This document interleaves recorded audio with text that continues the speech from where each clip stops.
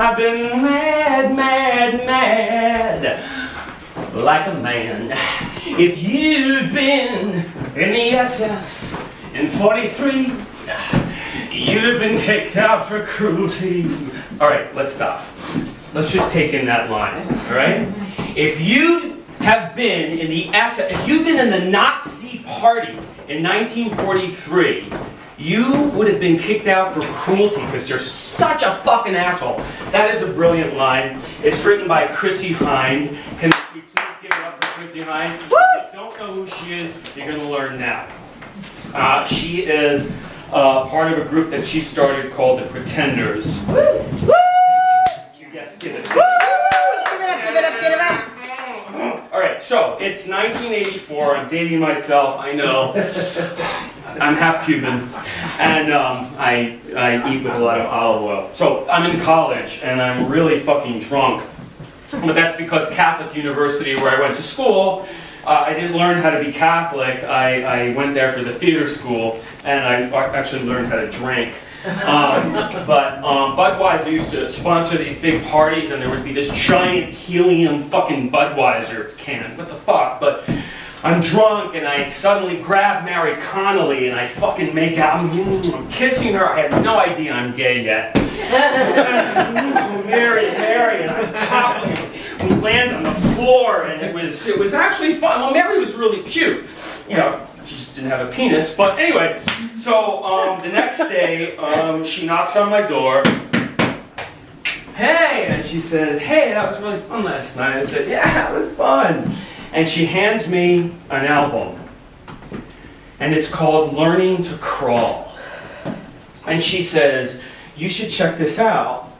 And I went, okay. Now, there was a song from this album already playing on the radio, which you hear often in like the fucking CBS and, you know, 80s retro. It's just a great rock song. It should not be categorized into any retro thing, but anyway, it goes, middle of the road, you see the darndest thing, like Frank is in the middle of the road, and Back in the Chain Gang. Yes, I know, they're great, but and not a lot of people know the other stuff. So I take the album out and I play it, and I hear those songs, and I think, yeah, I like those songs. But as it rotates, I'm hearing these other songs, and these chords, and this guitar. I'm in love. I've never heard anything like this before. I am so connected to this music. I cannot wait to hear this album. I can't wait to play it when I get back to my dorm room. I want to hear it. I want to hear them. Anyway, I just fall in love with them. Every time an album comes out by the Pretenders, it becomes what Liz Phair so eloquently said, a soundtrack of that time in my life. Actually, I had to go back because I didn't know about their earlier stuff. So, if any of you might know the song Precious, I fucking love Precious, and I was catering in New York and carrying my tuxedo and listening to Precious, trapped in a world that they never made. But not me, baby, I'm too precious. Now fuck off. Oh, yeah. Actually, she says I had to fuck off. There's an explanation. I can't get into that now. But I was so deeply in love with the Pretenders that I started to go to their shows when I made some money, because I would make sure that I was front row and center. Now, you may think that that's obsessive, that I'm a big fan. I don't really like the word fan. The Pretenders are my soulmates. I would always bring in my back of my belt a bouquet of roses. Well, there is a song called English Roses. I didn't know if they were English or not. I just got them with the Korean deli. But I'm standing there at the Beacon on the Upper West Side. It's full fucking house, sold out show. They're amazing. I'm standing there, and she's there, and then in between a song, she looks, she sees my flowers, and she says to me in front of all these people, so what the fuck are you going to do with those things? Sorry, I didn't. Try that again. So what the fuck are you going to do with those things? So I threw them on stage, and they slid past your foot, and they landed at the foot of Martin Chambers, who is the greatest fucking drummer in rock and roll history. I know, it just sounds like an opinion, but it's the truth. And he looks at the flowers and he goes, and I melted. I was in ecstasy. I had made contact with my soulmates. Now, you have to understand that when you think about your soulmate, you may dream about them.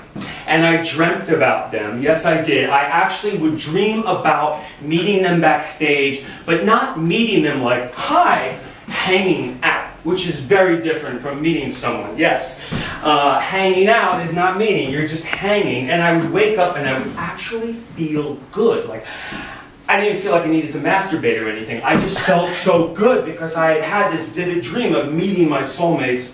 So anyway, anytime they came to New York, I would make sure I was front row and center. So once again, I'm at the Beacon, front row, great show, and I go home. Now I'm living in a place in Long Island City. I'm making lots of money, and I decide to get this fucking, what I call my midlife crisis apartment. It was $2,500 a month. Fucking bullshit, stupid. It had 2 gyms. You know, I thought I was going to get laid in this place. That was the whole point. And no, it was all like medical students and you know, their kids and me. But the pool, you know, had a view of Manhattan, and it's so stupid. But anyway, I hadn't furnished it yet, so it's fairly empty. And the next day, my boss calls me. I'm writing for a big network in New York, and the recession has hit. And my boss calls and says, listen, you don't need to come into work today. Why? Well, we lost our operating budget. Oh, so just sit on your thumbs.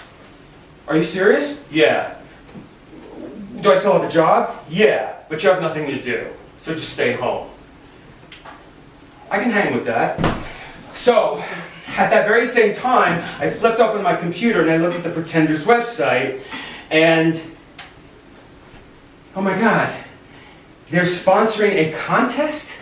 A homemade video contest. You can enter, and if you win, you get flown to LA to meet the Pretenders? What? Are you fucking kidding me? So there's a video, and it's Chrissie Hynde, and she's in an alleyway, and she's like, okay, if you don't know, Chrissie Hynde, explain this. I don't want to sound like a fan. She's my soulmate. She's gorgeous. Thank you. Anyone else? The coolest fucking human on the fucking planet, okay? I mean, her hair, she wears these bangs over her eye. I don't know, it's not about the look. It's hard to explain. So she's standing there, yeah, I'm doing a contest. Where am I looking there? All right, so we're doing a contest, and it's a homemade video contest. So it's to this song, Boots of Chinese Plastic. And make a video, you have to lip sync me. And now listen, I'm on the board of PETA. So the video has to also like extol the mission of PETA, People for the Ethical Treatment of Men. And it has to feature Boots of Chinese Plastic. Okay, now, let me just, side note. Okay, so Boots of Chinese Plastic is a fucking amazing song, and she's just talking about, singing about like God and Buddha and Jesus and all these ways we try to like figure out why we're here and how we manage bullshit and evil and hatred and God and Jesus, and then in the middle she's like, and by the way, you look fantastic in your boots of Chinese plastic. Because at least you're not wearing leather. That's the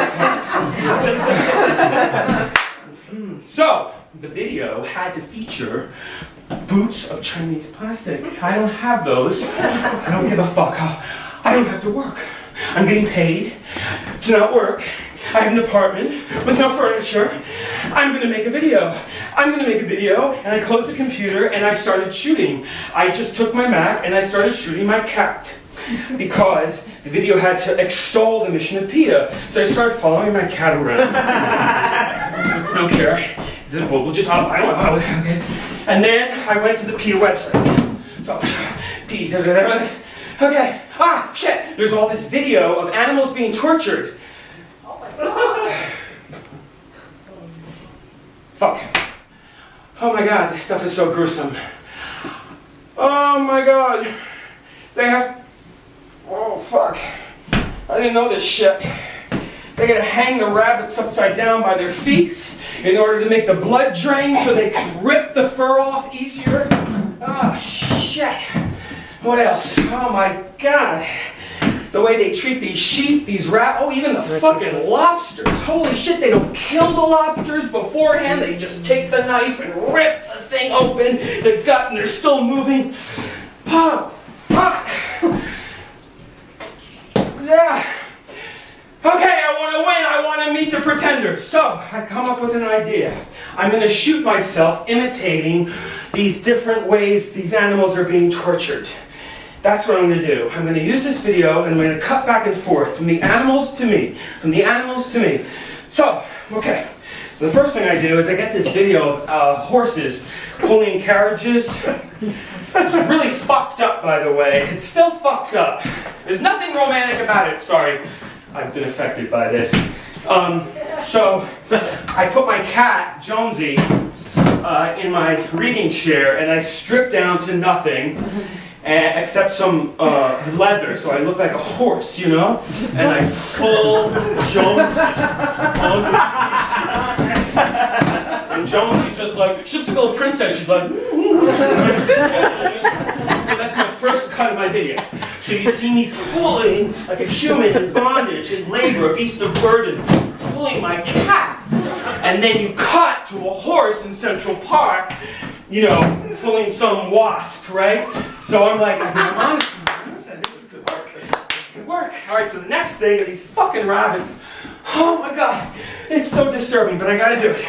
So I strip down to complete nudity, and now I am a gay man and I'm single, so my body is important to stay in shape, so I can get laid and then hopefully get a lover. So I have a pull-up bar. Now what I'm going to do to imitate the video of the rabbit hanging from one foot is hang myself from one foot. Yes, yes. And then I'm going to go back and forth from the rabbit to me. So I go up and I tie myself. Oh, by the way, so I have my Mac. I'm shooting this all on my Mac. You know, Apple sucks, but sometimes they rock. Okay. So I put the Apple computer in my tub, shooting this great silhouette, like it's really great. And I'm hanging and I roll, and I'm doing what the rabbit's doing, which is this. Okay, so then I'm done. So then, like a good producer, I check my daily. It doesn't look right. It doesn't look like the rabbit, because the rabbit is so clearly hanging against its will. And I look like I tied myself up. I look like that fucking rabbit. So, I take my belt, and this time, I loop it and loop it around, and I loop it around my pull-up bar, and then I fucking hang, and I realize, oh shit, I really am hanging, I'm stuck, I'm locked up here, this is fucking amazing. So I'm doing what the rabbit's doing. Alright, I think I got enough.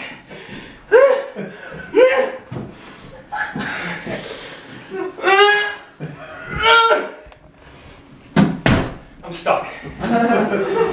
I'm stuck, hanging naked in the archway of my unfurnished $2,500 a month apartment.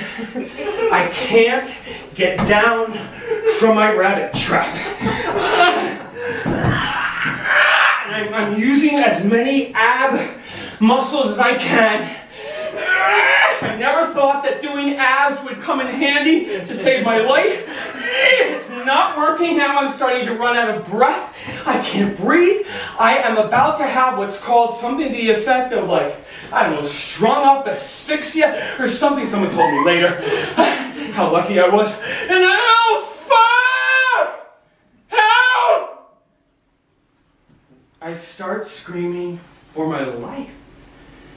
I've never screamed for my life in my life. Help me! Help me! I can't get down. And so I prayed to my grandmother. She died when I was 14. I was really pissed because I was the youngest cousin and it wasn't fair that, she died when I was so young. So she made a deal to me with a very vivid imagination that she would help me in times of need. I know it sounds very Chronicles of Narnia, but I said, Grandma, Madrina, means godmother in Spanish, please help, please help. And 11 seconds later, it all came crashing down. Now, that's not supposed to happen with the Iron Gin. Yeah, that's a lawsuit. Fuck man, that is not supposed to come down, when you're doing this. But it came down, it crashed, it came down, and I fell, and my finger, I tore my finger through the little latch thing that the doorknob goes into. It sliced it up, and I'm bleeding, and all of a sudden, ding dong, ding dong. Nice doorbell, $2,500 a month. Ding dong, ding dong. Fucking idiot. You don't mind, do you? So I grab my